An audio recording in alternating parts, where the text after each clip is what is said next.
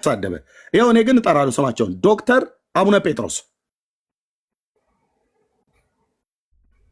እነ መጋቢ አዲስ እሸቱ፣ እነ አባ ገብረ ኪዳን፣ እነ ምሕረት አብ፣ እነ ዘበነ።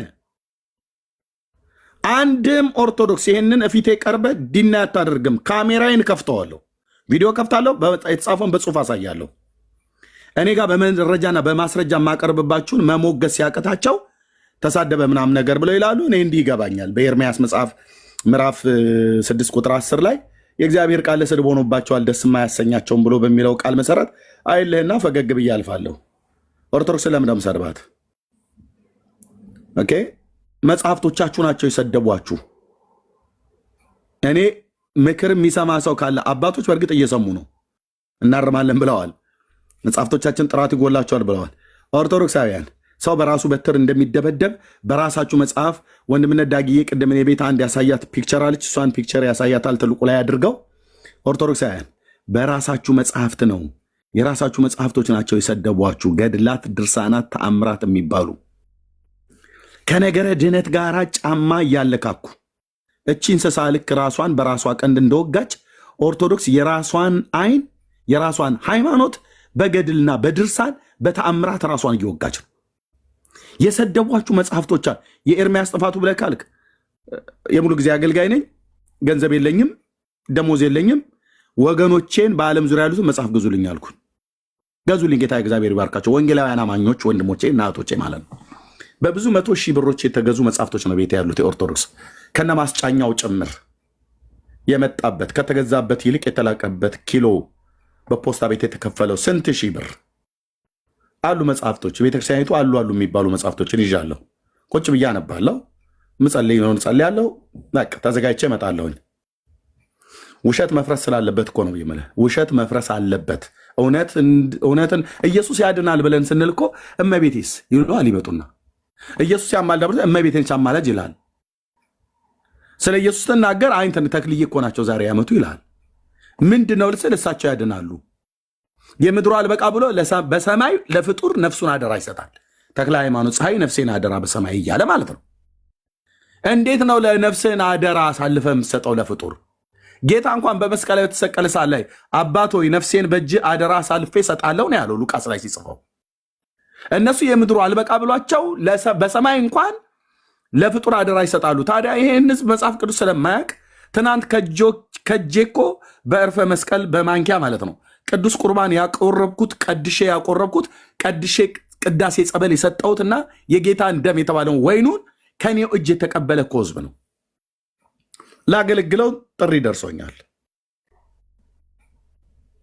ይህ አካሄዴ ጴንጤው ካልተባቸው በቃ ከመንገዴ ለብቻ ዞር ይበልልኝ፣ ይጸልልኝ ከቻለ፣ ካልቻለስ በሩቅ ሆኖ ይህ ከዛ ውጭ ተሳደበ በዚህ ሆኖ ምናምን ነገር ራሳቸው መጥተው የተሳደብኩትም እንደው ብዬ ብል የለም አንድ አያመጡ። በመጽሐፍቶቻቸው ውስጥ ግን የተጻፈው ግን ስድብ ነው። እሱ ከሆነ እስማማለሁ።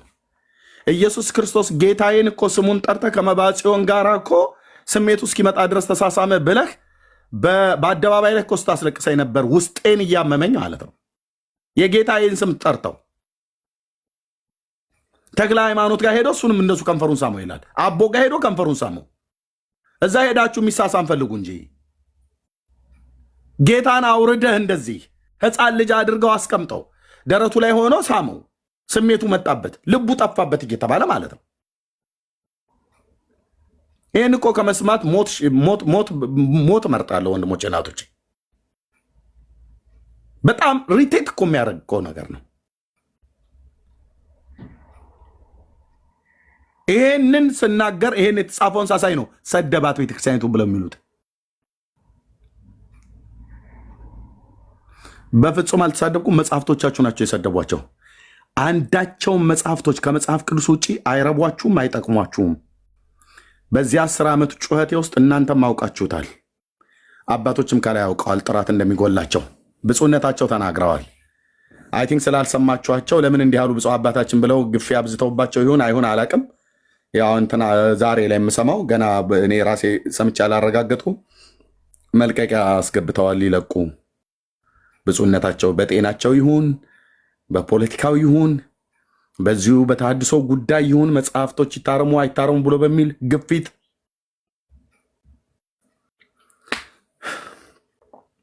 ዋናው መታመን ያለበት አባቶች ጨለማ ውስጥ ነን ብለዋል።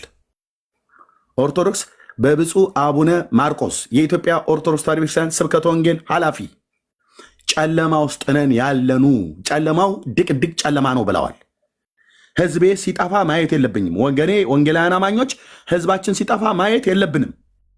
በዚህን ሰዓት ተነስተን በጨለማ ውስጥ ነን ያለኑ ብለው አባቶች እንደዚህ ከተናገሩ የምእመናኑን ስድብ ትተህ አባቶች ከላይ የተቀመጡት የስብከተ ወንጌሉ ኃላፊ ድቅድቅ ጨለማ ውስጥ ነው ያለኑ ብለው ከተናገሩ እኛ ስንነግራቸው ድቅድቅ ጨለማ ውስጥ ናችሁ፣ ኑ ወደሚደነቀው ብርሃን ብለን ስንጠራቸው ኑ በብርሃኑ ተመላለሱ እያሉ ግጥምና ዜማ ሰርተው ሲሉ ነበር።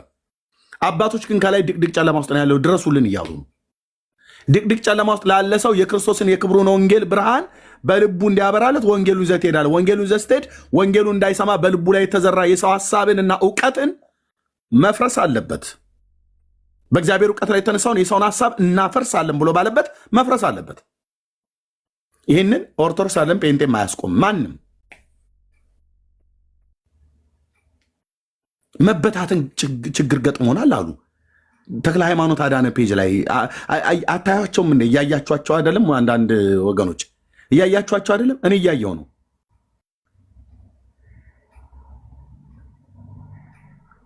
ድቅድቅ ጨለማ ውስጥ ላለ ሰው ወንጌል ይዘህለት ሄደ። ወንጌሉን ስንነግራቸው እንትናም ደግሞ እንደዚህ ብላ ብለው ለሚለው አይ አዳኙ የአብ ልጅ ነው፣ በቃ እሱ ነው ለሰው ልጆች በደልና ኃጢአት ቤዛ የሆነ። የዘርአ ብሩክን ጸጉር አስረህ እኮ ትድናለህ እኮ ብሎ የሚል እኮ መጽሐፍ ነው ቤተክርስቲያኒቱ የጻፈችው። ታዲያች ቤተክርስቲያን ጨለማ ውስጥ ባትሆነ ይገርመናል። የዘርአ ብሩክን ጸጉር እኮ ከሰውነቱ አካል ላይ ከየትኛውም ቦታ ላይ የተላጨውን ጸጉር ፈልጋችሁ አግኙ እኮ እየተባለ ነው። ከአዲስ አበባ ወደ ደብረ ብርሃን ከተማ ሲሄዱ ወደ ባህር ዳር ሲሄዱ 35 ኪሎ ሜትር ከቲሊሊ ከተማ ወደ ቲሊሊ 35 ኪሎ ሜትር ባለው ላይ ደብሩ ይገኛል። የዘርአ ብሩክን ጥፍር ቁራጭ እኮ ለመፈለግ ነው ከአዲስ አበባ ኳንታ ተከራይተው የሚሄዱት እናቶቻችን። የግድ እኛ እናት እኔን መውለድ አለባቸው እንዴ? እኔን የወለደችኝ እናት አንድ ናት፣ መስታወት ጸጌ ትባላለች።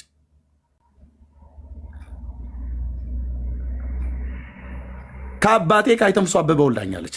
አጭርና ግልጽ። ከሌላ ወንድ አልወለድም፣ ከሌላ ሴት አልወለድም። ይሄ ህዝብ ግን መዳን አለበት ወንድሞች ናቶች፣ የእግዚአብሔር ሐሳብ ስለሆነ ማለት ነው። ቤተክርስቲያኒቱ የለበሰች ይመስላታል። እርቃኗን ናት። እርቃኗን ጌታዬ ስለተናገረኝ ስላሳየኝ ነው። እርቃኗን ናት። ልክ እንደ ሎዶቅያ ቤተክርስቲያን። ቤተክርስቲያኒቱ ግን ቤተክርስቲያን ነች፣ ምንም ዲና ያላደረገውም የክርስቶስ ቤተክርስቲያን ናት። ግን እርቃኗን ናት። የሰራዊት ጌታ እግዚአብሔር በተናቀው በልጁ በኤርምያስ በኩል ያለብሳታል። ወንጌልን በተናቀው በጴንጤው ያለብሳታል።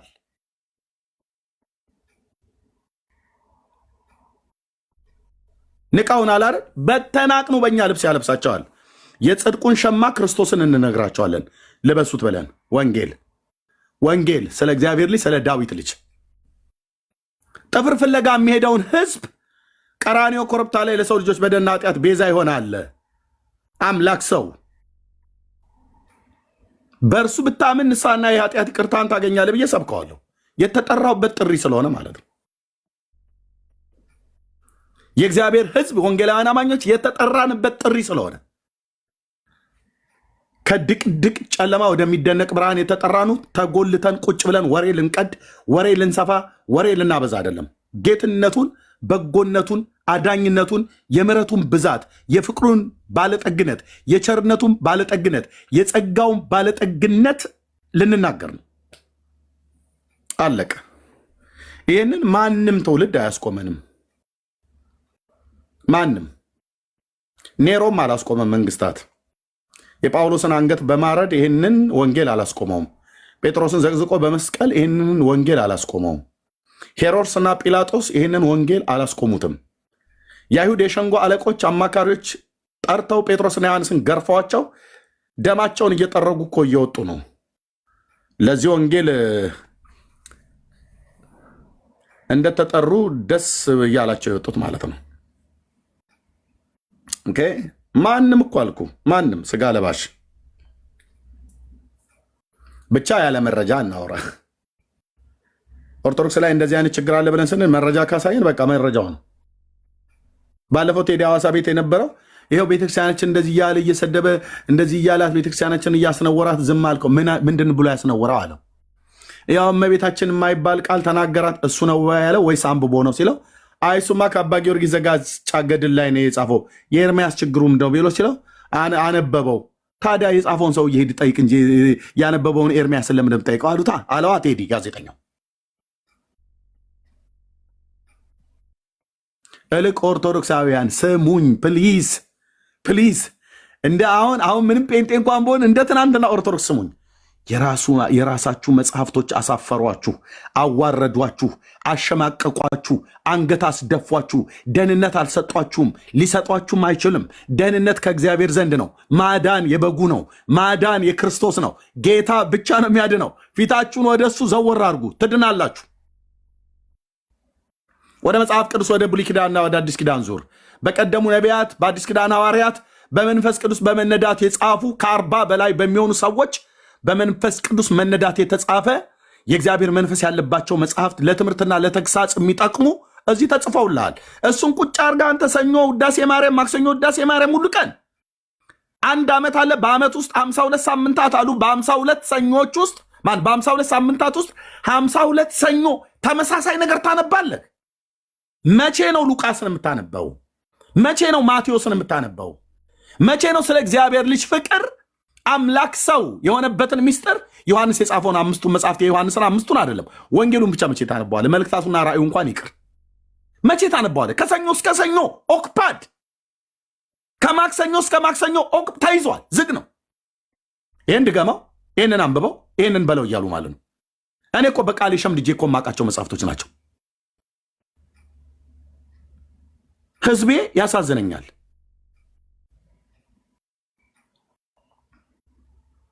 ሰው እንዲድን ከተፈለገ ፍርጥ አድርጎ እውነትን መናገር ነው። ፍርጥ አድርጎ ስተትን ስተት ማለት ነው። በእግዚአብሔር ቃል ሚዛን መዝኖ ማለት ነው። ከዓመት እስከ ዓመት ማን ነው የሚሰበከው? ዛሬ ኢትዮጵያውን ምሽት ነው አደለ? ሲነጋ ምንድን ነው ቀኑ? ቀኑን ብቻ ንገሩኝ። ቀኑን ንገሩኝ። በመድኃኒዓለም ዓርብ ቀኑ ዓርብ ነው። ዕለቱን ንገሩኝ ያልኩት ቀን ምንድን ነው? ፍራይዴ አይደለም። ቀኑን ማለት ዓርብ እኮ አላችሁኝ። ፍራይዴ በእንግሊዝኛ ላይ ነገር የሚባለው ቀኑ ነው። ተመቸኛ 30 ቴንኪው። እንዴ ዓርብ ነው ብለው አንተ ፍራይዴ ነው ትለኛለህ እንዴ? ወንድምነት ቢንዬ አሁን በ30 ምንድን ነው? ቅዱስ ዮሐንስ ይባላል። ነገ ሲነጋ የሚከብረው ማን ነው? ዮሐንስ። በላው ላይ ደግሞ የተደረቡ ድርብራቢዎች ደግሞ አሉ። አሁን ነገ እንቅፋት ቢነካ ቅዱስ ዮሐንስ ነው ያዳነኝ ነው ብሎ የሚለው ኢየሱስ አዳነኝ ብሎ አይሉም። እግዚአብሔር በሰራው ቀን ላይ እሱ በሰራው ቀን ላይ ማዳን እግዚአብሔር ነው። ለሚፈሩት ከቀስት ለሚፈሩት ያመልጡ ዘንድ ምልክትን የሚሰጥ እግዚአብሔር ነው። በምንሄድበት ጎዳና ሁሉ የምሕረትና የቸርነቱን ብዛት እነ ዳዊት ምንድን ነው ያሉት? ቸርነትህና ምሕረትህ የኔ አባት የኔ ጌታ ስምህ ለዘላለም ይባረክ። ቸርነትህና ምሕረትህ በሳምንት አንድ ቀን ሰኞ ላይ ይከተሉኛል፣ ሌላው ቀን ግን ሌሎች ይከተሉኛል ብሎ አላለም። በህይወቴ ዘመን ሁሉ ይከተሉኛል። የሚከተለኝ ዮሐንስ የለም። 2 ዮሐንሶች አውቃለሁ። አንዱ ነብዩ፣ አንዱ ወንጌላዊው። እነሱም አይከተሉኝም። ምን ሊያርጉ ይከተላሉ? ትምህርታቸው እነሱ ያስተማሩትን ጌታ ግን እከተለዋለሁ። ኢየሱስ ክርስቶስን፣ የኔም የነሱም ጌታ። ቅዱስ ዮሐንስ ተከተለኝ ብሎ ይላል። እንዴት ሆኖ ነው የሚከተልህ? ሊከተልም እኮ አይችልም። ቅዱስ ዮሐንስ ነቢዩንም ብለህ ብትል በኤልያስ መንፈስ የተነሳው ጌታን ያጠመቀው፣ ሐዋርያውንም ብትል የዘብዴዎስ ልጅ አይከተልህም። የለም ሞቷል፣ በእግዚአብሔር ገነት ነው ያለው። እሱ በመንፈስ ሆኖ በል እከተልሃለሁ፣ ቀጥል እንግዲህ አለው ልከኋላ ብሎ አይልህም። ቸርነትህና ምሕረትህ በሕይወቴ ዘመን ሁሉ ይከተሉኛል። በቃ ወደዚህ ወንጌል ተመለሱ። መታመን በእግዚአብሔር፣ መደገፍ በእግዚአብሔር፣ መመካት በእግዚአብሔር፣ በቅዱስ ስሙ መጓደድ በእግዚአብሔር፣ እረፍት በክርስቶስ እሱ እግዚአብሔር ነውና፣ ማዳን የበጉ ነው የክርስቶስ ነው። ደህንነት ከእግዚአብሔር ዘንድ ነው። ጽድቅ ብለህ ብትል የኛ ምን ጽድቅ አለና? የራሱን ጽድቅ ለኛ ያደረገልን። ጥበብ ብለህ ብትል ምን ጥበብ አለና? ከእግዚአብሔር ዘንድ ጥበብና ጽድቅ ቅድስና በሆነልን በኢየሱስ ክርስቶስ አለን ነው የሚለው። በቃ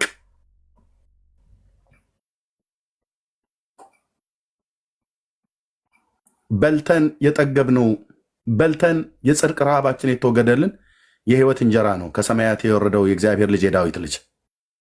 ጠጥተን የረካነው የጽድቅ መጠጣችን ነው። ለብሰን የሞቅነው የሞቀን ብቻ አይደለም፣ ሀፍረታችን እንዳይታይ የለበስነው የጽድቅ ሸማችን ነው ኢየሱስ። ሌላ አንፈልግም። ለብሻለሁ ክርስቶስን። ብርድ ብርድ አይለኝም። መጠጊያ ጥቼ የሆነ ሰውዬ ጋር ሄጄ አስጠጋኝ ብያለሁ። የጽድቅ ሸማችን ነው፣ ለብሰነዋል። ክርስቶስን ልበሱት ብሎናልና ማንም አሮጊት ወይ ሽማግሌ አቡነ እንትና እማሆይ እንትና የሚባሉ ጋር እሳቸው ጋር ሄጄ በረከቱ አይደርብንም። ምን በረከት አለውና ሰው? እደግመዋለሁ፣ ሰው ምን በረከት አለውና? ያዕቆብ በመልእክቱ ላይ ሲናገር እነዚህ ሁሉ ከየት ነው ብሎ ያሉ? ፍጹም በጎ ስጦታ ፍጹም በረከት ከየት ነው ይወርዳሉ ያለው? ከየት ነው ይወርዳሉ ያለው? ከሰማያት ነው፣ ከላይ ከብርሃናት አባት። አዎ ከብርሃናት አባት ነው። ወረደ እኮ ታዲያ። በቃ ከብርሃናት አባት ተልኮ አባት ልጁን እኮ ላከው። እግዚአብሔር ልጅ ኢየሱስ ለዘላለም ስም ይባረክ። አንተ በመንፈስ መንፈሳችንን ስለምታቃጥለው ደስ ይለናል ባንተ። ወረደ እኮ የብርሃናት አባት ቅዱስ እግዚአብሔር አብ ላከው እኮ ከክፋታችን እየመለሰ ይባርከው ዘንድ ብላቴናውን ላከው። ዓለም የእግዚአብሔር ልጅ ነው መቀበል ያለባት። ኦርቶዶክስ በል፣ ካቶሊክ፣ ጴንጤ በል፣ አይሁድ፣ እስላም በል፣ ዋቴቨር ማንም እግዚአብሔር ቀብቶ አንድ ልጅ አለው፣ ቀዳሚነትም ተከታይም የሌለው በባህሪው በስልጣን በመለኮት ከእሱ ጋር እኩል የሆነ እኛ የጸጋ ልጆቹ ነን። አንድ የባህሪ ልጅ አለው፣ ወደዚህ ዓለም ቀብቶ ልኮታል። እንመሰክራለን እንዳለ ዮሐንስ ምዕራፍ 4 ቁጥር 14 ላይ እንመሰክራለን። እኛም አይተናል፣ አባት ልጁን የዓለም መድኃኒት ሊሆን እንደላከው እንመሰክራለን ይላል። ይሄው ነው ስራዬ። የጴንጤ ወገኔ እዚህ የተሰበሰበው ይሄው ነው ስራችን። እሱን ማምለክና ስለሱ በጎነት መናገር ማለት ነው። በዚህ ትውልድ ፊት አናፍርበትም። ኢየሱስ ዝርግፍ ጌጣችን ነው። ኢየሱስ ከአብ ዘንድ የተሰጠን ስጦታችን ነው። ኢየሱስ ከአብ ዘንድ የተሰጠን ሽልማታችን ነው። ኢየሱስ ከአብ ዘንድ የተሰጠን ሊቀ ካህናችን ነው። ጥበባችን እሱ፣ ቅድስናችን እሱ፣ ጽድቃችን እሱ፣ እረኛችን እሱ፣ መብላችን እሱ፣ መጠጣችን እሱ፣ የለበስነው ልብስ እሱ፣ ሊቀ ካህናችን እሱ፣ ነቢያችን እሱ፣ ንጉሳችን እሱ፣ ሁሉ በሁሉ ወይ እሱ። ወደ ማን ነው የምታዞረን? ወደ ማን ነው ለማዞር ጴንጤውን ትንቅንቅ የገጠሙት ኦርቶዶክሳውያኑ ነው?